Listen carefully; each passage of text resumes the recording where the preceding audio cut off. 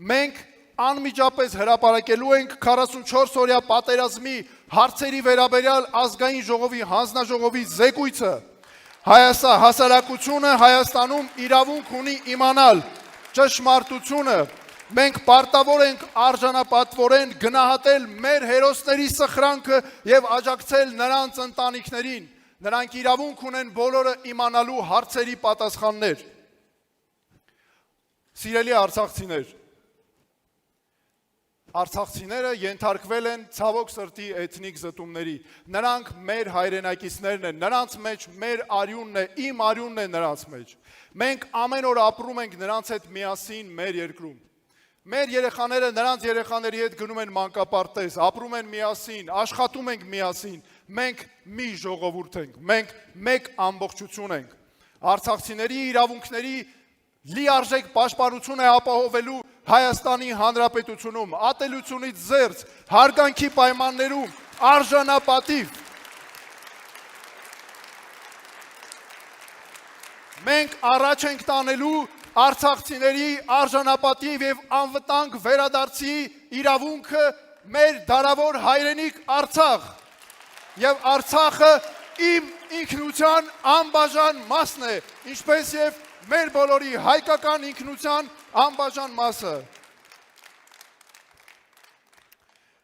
Մենք շարունակելու ենք ռազմական եւ դիվանագիտական համագործակցությունը Արևելքի եւ Արևմուտքի երկրների, այդ թվում Ֆրանսիայի եւ Ամերիկայի Միացյալ Նահանգների հետ։ Կլինեն մարդիկ, որոնք կհարցնեն. կարող ենք մենք դա թույլ տալ մեզ։ Իսկ ես կպատասխանեմ. իսկ կարող ենք մենք նման բաներ մեզ թույլ չտալ։ Մենք խաղաղասեր ժողովուրդ ենք, բայց եթե մենք չունեցանք կարողություն ինքներս մեզ պաշտպանելու, մենք անգամ գոյատևել չենք կարողանալու այս բարդ աշխարհում։ Հայաստանը պետք է լինի խելացի որոշումների երկիր։ Խելացի որոշումները վերաբերում են ոչ միայն բանակին, դրանք վերաբերում են ամեն ինչին պարզապես։ Ինչ պետք է երիտասարդին, ով ապրում է Հայաստանում եւ կանգնած է ընտրության առաջ։ Գնա թե մնա։ Նրան պետք է երկիր, որին արժե հավատալ, ոչ թե աղքատ հետխորհրդային տարածք անցյալի կրկնության վախով, այլ տաղանդների դարբնոց, ոչ մեծ տարածքով, բայց ուժեղ տեխնոլոգիաներով, խելացի, կայուն, կանխատեսելի։ Մենք կկառուցենք թվային պետություն, որտեղ ծառայությունները արագ, հասանելի եւ թափանցիկ են, որտեղ կոռուպցիան անհնար է, որովհետև ամեն ինչ տեսանելի է, որտեղ բիզնեսի հաջողությունը կախված է տաղանդից եւ աշխատանքից, այլ ոչ թե կապերից։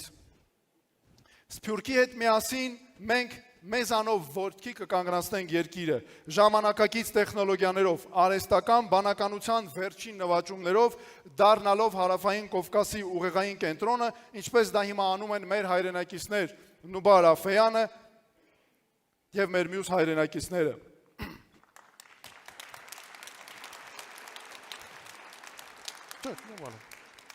Կրթությունը կդառնա զարգացման հիմքը։ Սա շատ կարևոր գաղափարախոսական հենասյուն է։ Մեր երիտասարդները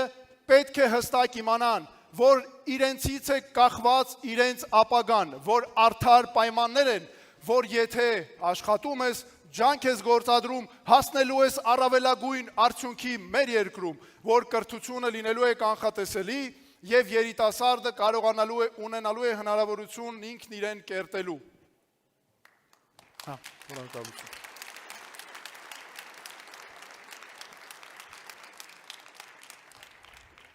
Համալսարանները կպատրաստեն ոչ թե պարզապես շրջանավարտներ, այլ որոշումներ կայացնող մարդիկ։ Մենք կվերադարձնենք մեր պատմությունը դպրոցական դասագրքեր։ Հայոց պատմության դեմ այսօր հայտարարված պատերազմին անմիջապես վերջ կդրվի։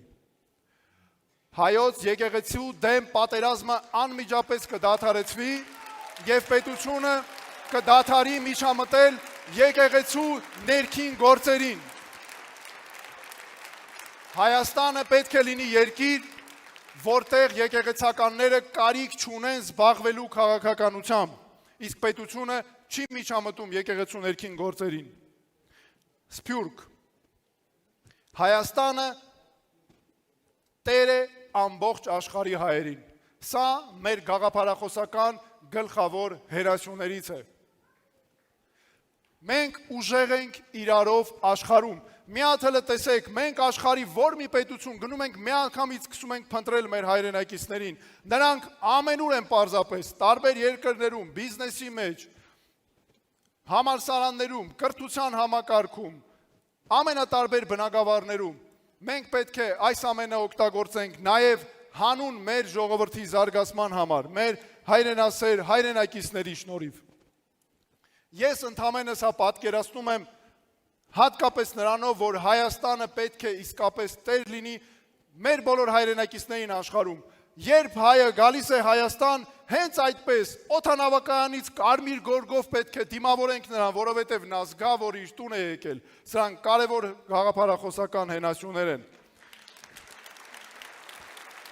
Օլիգարխիայի դեմ պայքարը մենք անվանում ենք հավասար հնարավորությունների ստեղծում, կոռուպցիայի դեմ պայքարը պատասխանատվության անխուսափելիություն, ոչ թե դավաճանների որոնում, այլ հայրենասերների միավորում, ոչ թե անցյալի քննադատություն, այլ ապագայի կառուցում, որ հիմնված է մեր ազգային շահերի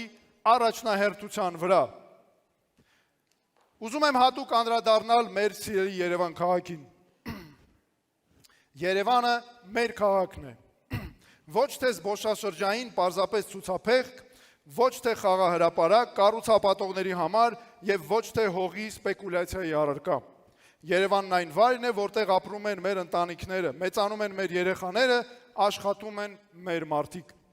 Նայեք, թե ինչ է կատարվում։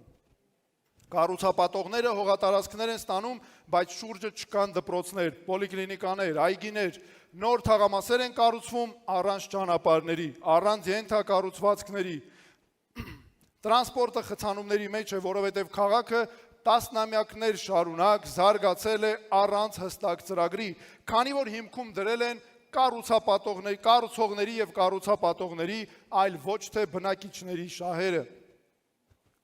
Թաղամաս ես կառուցում ես նաև դպրոց, պուրակ, ճանապարհ, չկա ենթակառուցվածք, չկա թույլտվություն։